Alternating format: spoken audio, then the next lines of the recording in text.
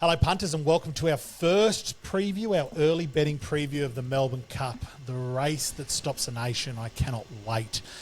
This Melbourne Cup preview is brought to you by Dabble, Nick Lloyd, Matthew Zammit, Pat Allendorf joining me, Sam Wood. This is an early betting preview, so we're basically going to go, this will come out kind of Thursday night, Friday before the Cup. Just kind of going through the top few horses in the market at Dabble. And I suppose just a few other little ones that are worth having a look at or having a bet around or potting and leaving out of your numbers completely. Firstly, thank you, gentlemen. I know you guys are very, very busy. We just finished recording the Golden Eagle Vic Derby podcast, and you both were spectacular. Nick also spectacular. After this weekend, we see the barrier draw on Saturday night.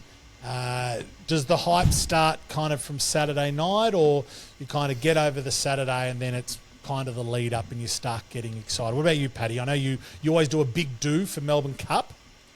Oh yeah, mate. The menu was created yesterday.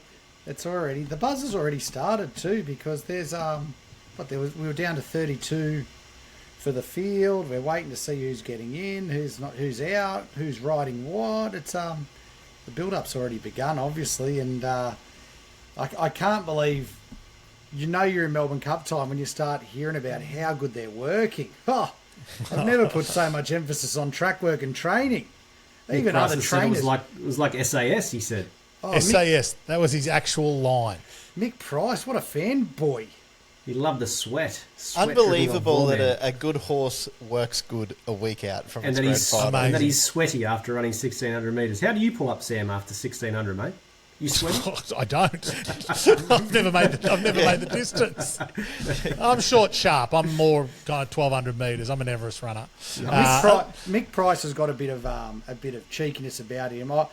I would go as far to say that he. Is he taking the piss there, Probably Pat? a bit of mayo, a bit of GST on what was going on there, and he was probably just having a bit of a laugh so he could go home and have a red wine and tell everyone, this will go viral. This will go viral. Yeah, watch this. Watch Vauban's price. Let's start there. Let's start with Vauban. Let's start at the top of the market. As we just mentioned, Mick Price came out and said it's actually absolutely trained the house down. It looked like it was the SAS there, to quote unquote a comment from Trackwork.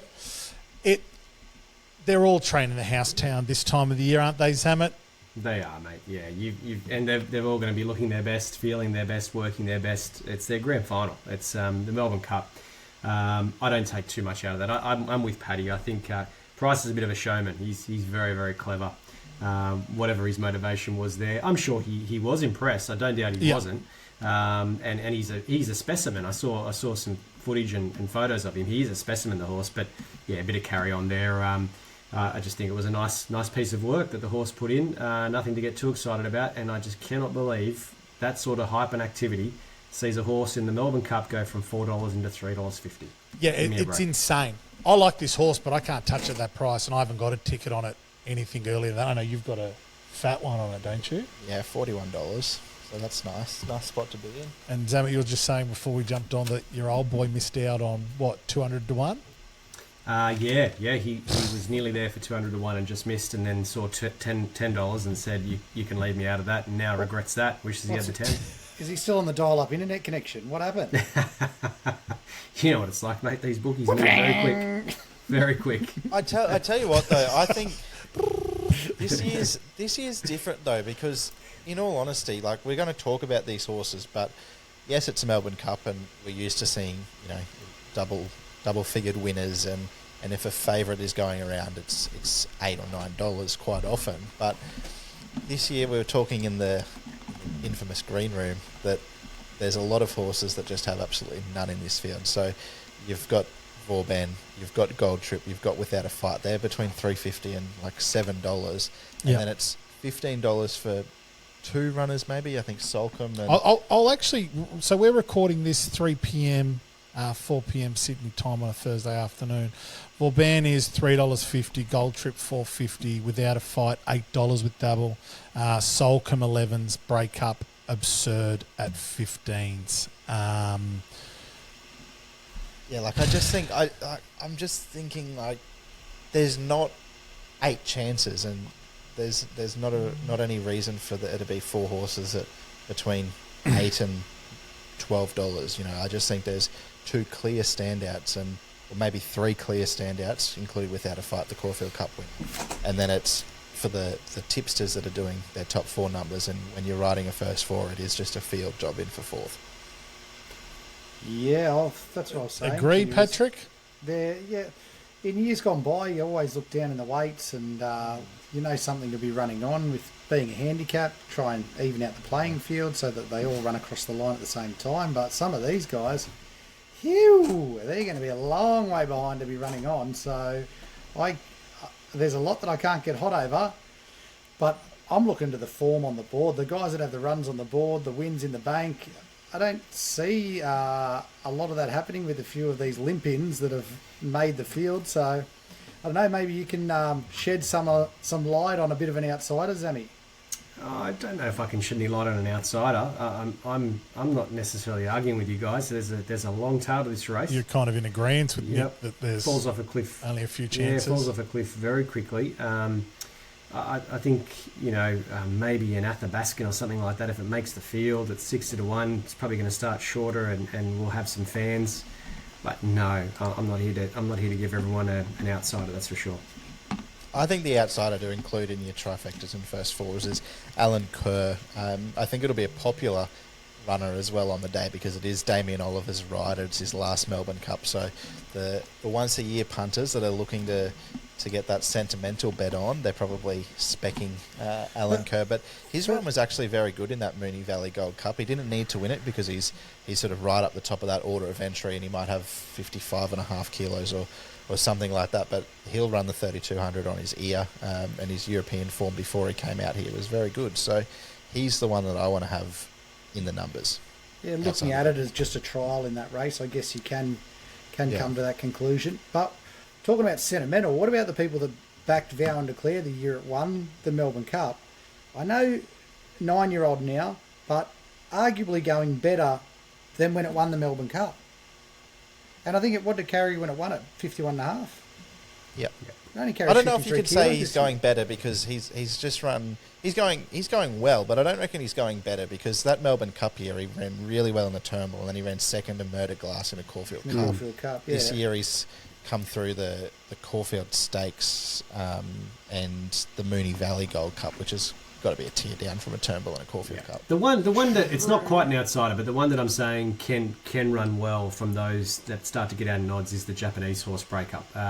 You have to forgive its last run because how's it going to turn the tables on Without a Fight, Solcombe and Co. On face value it won't. But you just look back through its form and you see it's run a 3rd and a 4th, I think, to Justin Palace, who was the horse rattling home for second behind Equinox there the other day, and everyone's all excited about Equinox as obviously the world's best horse. How do you ignore that form over 3,000 metres in Japan with the record that they have when bringing horses here? No doubt it would have had some improvement. No doubt it will improve to 3,200. That's probably the horse where I can say there's an argument to be made if you want to talk an outsider of sorts without it being... I agree with you, Zammit. I don't mind it at all, especially, like you said, around Equinox. And I don't mind more Fallon. We were just talking about that before we jumped on as well. Imagine that for a friggin' story. Jamie Carr comes and wins the Melbourne Cup or Nick redemption with all the... Oh, what about the chat around that? Wouldn't that be... Yeah. I'd actually love to see it. But I had the ticket... Like, I had the same horse Double for him to win the Geelong Cup and the Melbourne Cup. Yeah, we're talking about it. And, like, at that time, it was 300-1 in the Melbourne Cup, and I didn't take anything just in the Cup, but his run in that Geelong Cup, it was good, but there was 7 of them cross the line together, and it was won by a maid who was, 900 days between wins. Like, if something out of that Geelong Cup comes and wins a Melbourne Cup, I'll walk home. Bit in that form. Boys, talk to me about Gold Trip. Last win in the Group 1, Turnbull. It's come out since and ran in the... the Caulfield. Cox. Yep. And now comes in as our second favourite for the Melbourne Cup. Gold Trip's $4.50 with Dabble. Pat, I know you've got an opinion on this horse. You tipped it. You were very confident last year in the Melbourne Cup, tipping Gold Trip. Who have we got on? Who's our jockey this year? James McDonald. J-Mac, how good is that? Yeah, he secured that right about Late pickup 4 days ago. Yep. Oh, killing it. I thought Ben Mellon might have got it. But, mate, he's another one, arguably going better than when he went into the Cup last year. I would say. Yep. I know Durston knocked him off in the Caulfield Cup. Well, I know Durston went a miss early in the prep, but still, it's gotten beaten by a horse like Without a Fight. The jockeys jumped off him to go the other way. There's a bit of story behind this horse now going into this Cup, and wouldn't it be great to see a horse come out and win back-to-back Cups? It's definitely right up to its eyeballs and able to do it. Just the story behind it. That's the only probably knock I've got is that Zara got off it. But it gets J-Mac aboard, so you lose nothing there. And yeah, there's no reason why he couldn't go back to back. I'm not concerned with the weight. They were saying the big weight last year would stop him, and he just carries it. No worry in the world.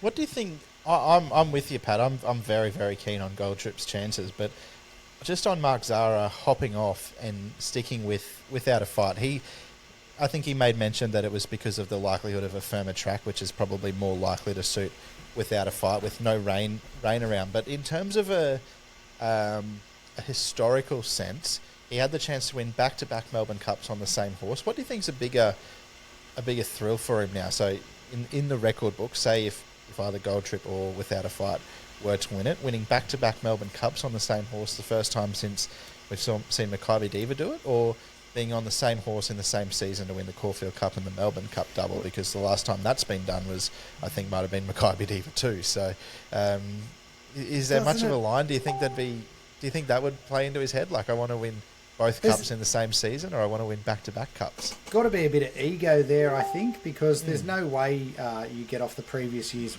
winner to ride a different horse, Caulfield Cup winner or not. I think if you've got the opportunity to go back-to-back in the Melbourne Cup, I think it's only been done 5 times maybe in the history of the race. Biggest race in Australia, behind the Everest. I got no doubt that there's probably a little bit of an ego play there, maybe with his manager too, that said, we'll look like we've got big nuts if we can select the right horse here and, maybe go the path that the punter doesn't think that you would travel. And I guess the hype coming out of the Caulfield Cup would give you that momentum in selecting that horse. But I'll tell you what, if I knew he was going to get off Gold Trip, I wouldn't have been backing him in the Cox Plate, because his ride there was absolutely putrid. Yeah. I was not expecting him to go back again, get caught on the fence. I thought he would be in the running line and off and gone.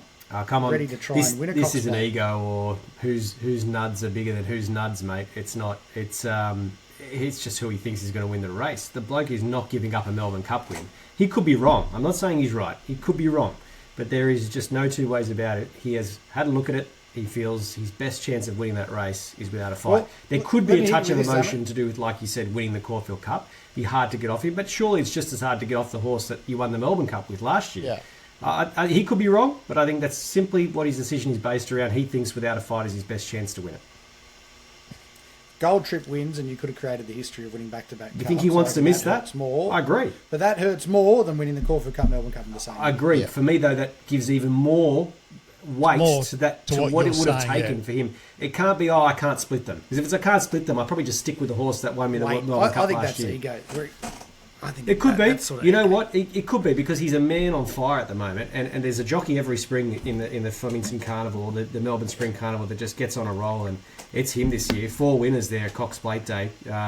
You're a brave man to stand in his way, whatever decision he's making, whichever direction he's going on a racetrack or otherwise. Do you think he would have verbally committed to Without a Fight before the Cox Plate? No. Before he rode Gold Trip? No, I don't think so. He had the choice between them both leading to the Caulfield Cup. I doubt very much they've insisted he takes the ride in the Melbourne Cup as well, and I doubt Zara would have been accepting that if that was the case. It doesn't make sense to me. Fair enough. That's my guess, though. We're all guessing. We weren't in those conversations. Yeah. Gold Trip is the best. Love it. Gold Trip's the best chance that we've had in 20 years to win back-to-back Melbourne Cups. Like, I don't know how many have actually run the following year. There'd be a few, but there'd be a heap, yeah. He's head and shoulders above anything else, I think. What, since Makybe, you reckon? I think so. I'm trying to think any of those that were major chances. It would have been those internationals. I would have loved to have seen Protectionist come back 12 months later because he could have, because he was sort of down on the weights when he won it in 2014. It's probably the Dunedins and Americanes of the world that were the best chances that I can remember since the Diva. Well, Americane did. He came back and started ran third, didn't he? Third or fourth. Yep. And Dunedin similar, I think. Yeah, Dunedin definitely won the Caulfield Cup the following year, but anyway, that was 10 years ago now, longer. Jeez. The other side of that storyline without a fight, has any of you three got that horse on top for Melbourne Cup? I do. So you know, I've said a lot about that horse on this podcast. He's been my horse for the spring. He's ticked one of the big three, and I think he could tick a second. Only his third start this prep. There's still upside, isn't there, boys? He's still got improvement. I've got to agree, Zammy. It's the overlooked horse for us, or for me. Still I guess, $8, because, $8. Yeah, it's still $8 with Dabble. Cup winner. Like, I know that's what I'm saying. It's the overlooked horse because I was on Gold Trip, so you're too busy saying, "Geez, my horse ran well." That's a very good Cup trial, and you're overlooking the winner. Fuck, it was a run and a half that it was able to just. It came from behind Gold Trip, didn't it? It did, and don't be worried about him not staying or any. Yeah, then laid in. Yeah, because I mean he failed in the Cup last year, but that was on a wet track, so ignore it. I don't think he's a query at the 2 miles. He looked in trouble on the turn. He was off the bit, and West Wind Blows put a margin on him, and he's just powered home over the top of him and Gold Trip. He'll meet Gold Trip a little worse at the weights after the penalty, but I think he's got more scope. I really do. I really do think he's got more scope for improvement. He'll go to a new peak there in that race, and just needs a dry track. I think you have to cop the tip from Zara. I really do. Yeah, like if it is an ego, and it is what you say, Zammit, and I personally think it is what you're saying. It does. It adds so much weight to that argument that he thinks he's on the better horse because, as you just said, Nick, it's probably the best chance in maybe more than 10 years that for a horse to go back to back in the Melbourne Cup. He's a bit of a quiet achiever, Mark Zara, though, that if J-Mac did this with a horse, the horse that J-Mac switched to go on, 100% would be fine. I agree. Quite possibly. Yeah, I mean, look, Gold Trip is very, very popular, and I mean, I can't knock that he's the price he is. I just can't understand $8 for Without a Fight. That's the bit I can't understand. And I think you're right. If it's a James McDonald, he's probably nearly half that price. Well, how good, though, that we've got, like, this year's Melbourne Cup, we've got Ryan Moore on the favourite, J-Mac on the second favourite, Mark Zara, who's absolutely airborne, on that third favourite. You've got Zach Purden here. You've got one of the Japanese jockeys, I think Kohei Matsuyama is coming here to ride Breakup, which I only found out today. I thought Damien Lane was on Breakup in the Melbourne Cup, but they've got his regular Japanese rider out here to ride, so Frosty doesn't have a ride. They tried to do that, haven't they, this time? They even tried to have Yutaka, is it Taki, how do they pronounce his surname? They wanted him to ride. Injured. He was injured, yeah, but otherwise he would have ridden, how do you say it, Sam? You can say it best, that horse's name, the Golden Eagle. Oh, I murdered that in the last podcast. I would have done an even worse job. I also appreciate all of you guys in that podcast for not laughing or stopping me as I was going through that, because even as I said it, I thought, I don't know how close this is. I don't know how close this is. Well, I've butchered that. Let's just move on. Yeah, that's exactly what I thought. So I appreciate but they've stuck with their jockeys this time, I think. That seems to have been part of the plan. It worked with Delta Blues, so... Yeah. It's a good case to have, but I think I would rather Frosty on in it. Like, I'd rather the local jockeys, I think, but I'm sure he's a world class rider. Kohei. So am I on my own with Without a Fight? Actually, Sammy's keen. I'm with anyone you. else? Oh, he's in the. You got to spec it at. You got to spec it at $8. Have to. I think I'm in the position where I'm on. You've talked me into it. Where it's tough. Seeing J-Mac on Gold Trip, I'd love to say if you waited, you get a better price, but you're going to have all the mugs money that go top jockey. Who won the Cup last year's winner? Oh, okay, I'll back that one. Winner. Yeah. Easy. Like, it's easy. It's an easy one to fall into. It's an easy find. It's tough to think that you'll get a better price on the day for it because it's got so much momentum already behind it with the celebrity around. So speaking of better prices on the day, Vauban, we only really touched on it with the sort of the laugh around the McPrice comments. that's the best tip we can give anyone, isn't it? That, do not take $3.50. Bet on the day on the for tote. sure. You'll get $6. Deauville Legend was the exact same last year. I think he ended up going around at one point it was $3.50 fixed, very similar to Vauban. Hadn't seen him in Australia before, and I reckon he got to $6.50 and $3 the place, just about I was on the tote. So. I was going to ask you guys if that's the tip. If you're a punter listening to this and you want to have a bet on the fave, currently $3.50 for Vauban. I agree. He can't start. We can't start. Potentially, nothing will start that short. Potentially won't be favourite come. Yeah, there's a good chance Gold Trip starts favourite. I actually wouldn't argue. Yeah, that's true. I wouldn't argue with you. Yeah. Yeah. So if any of these horses we're talking about you like, right now where we sit, take Without a Fight's price. Take Gold Trip's price. Wait on Vauban. Don't be launching into Gold Trip's price. I just don't think you'll get any better. I don't think you'll get any worse, but I don't think you'll get any better. I would definitely be waiting now because, what are we, with Thursday? You might be listening to this Friday afternoon. You've got to wait 24 hours. The barrier draw comes out Saturday night. So, that's true. Gold Trip, heaven forbid, he could draw 24. Maybe he's a horse that it doesn't matter too much for him, but he could draw poorly and you could get $6.50. Yeah. Guys, while we're on that, just for our listeners, how much of a part does the barrier play in a long race like this? Sam, I'll start with you. So we talked about it in the podcast, the Locked In podcast, around the 2,500 metre start at Flemington. It's a disaster to be drawn wide because it's such a short run to that first turn. The 3,200 metre start at Flemington is all the way back at the top of the straight. So they got a hell of a long time to find their position and get across. So for that reason, wide barriers have been relatively successful over the years in the Melbourne Cup. You still would rather draw mid to low if you can, because it just means less energy to get a reasonable spot. If you're Gold Trip and you draw 24, you're probably getting a long way back out of your ground. It's going to be difficult to make up that ground with a big weight. It's not 50 kilos or 49 like Baru had. The example Paddy just used there. If I've got no weight on my back, I'm happy to draw anywhere. If I've got a big weight, I want all the favours I can get to get a nice run with cover without spending any energy first half to give myself every chance and have momentum and some clear running.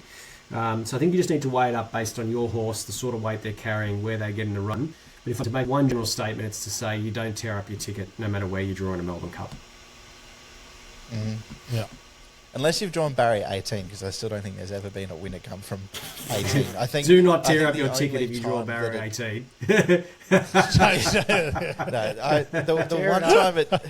one time it did happen was very elegant when she drew barrier 19 and there was a scratching and she came into 18. So do what you will with that. One of the best rides you'll ever see. For you roulette players out there, barriers 1 to 8 have had 35 winners, 9 to 16, 33 winners, and 17 to 24, 29 winners. So if that's not the most even spread you've ever seen, then... But there is a barrier, and I'm not sure if it is 18, that there's a barrier that hasn't had a winner for like 40 years. No. Would that be one? Barrier 1? I'm not sure. Prince of Penzance won from barrier 1. 18 hasn't had a winner, and 15 has only had one. Must be 15 then. That could be what I read. Yeah, wow. Just before we wrap up, and like I said, this is just our early preview. We'll be doing a live preview on Sunday night on our pages, and that'll be available as a podcast and things like that. News to you, Pat. Make yourself free on Sunday night. Figure that one out. This might put you on the spot, but I know some people bet with colours. Who's got the best colours in this year's Melbourne Cup? I'd like to know this. Well, maybe that can be one for the next podcast. Have a think about it and come back. And when I'll give you a colours tip. Colours and numbers. Yeah, colours and numbers. You usually love the tea leaves. You're big on the tea leaves. The tea leaves, the star signs. Did you ever see the tea leaves? Anyone got the Maltese red and white, Paddy? No, mate, I don't have the me neither. But I do love a good set of silks, and I'll be coming at you next potty with who I think is the pick on colours. Is that a Maltese cross on our Japanese horse in the Golden Eagle? On Bembarabi. It could be. Is this the Maltese Japanese flavour? It's a fusion. What a mix. It's a fusion. Your pronunciation may be highly offensive. It could mean something. We don't know. In Japan. You don't know. And if I have offended anyone, I apologise. And I speak purely on behalf of myself, not the good folks at Dabble or Sporting. I don't need News any or enemies in Australia. Japan, mate. Or Matt Zammit or Pat Allendorf and Nick Lloyd. Yeah. I need to walk around with a disclaimer. All right, we've talked about a few of the top ones in the market. We'll get on to the rest and revisit these horses on Sunday night. That'll be available as a podcast and a show and things like that. Speed map. Oh, we've got it all. Maps. Zammit, you available? Get uninvolved. Why The not? sponsors haven't been keen on me, as you said. So let's. Well, what did you think of that? Was that a good stitch last night? Exactly. No, a common man. Doing our best. If you need me there, I'll be there, mate. You know that. Shivers. All right, we'll have a bit of a chat and see what works with everyone. So, good luck this weekend, punters. Start getting your head around the Melbourne Cup, Cheers, and thanks for joining us, boys. Cheers, boys. Thanks.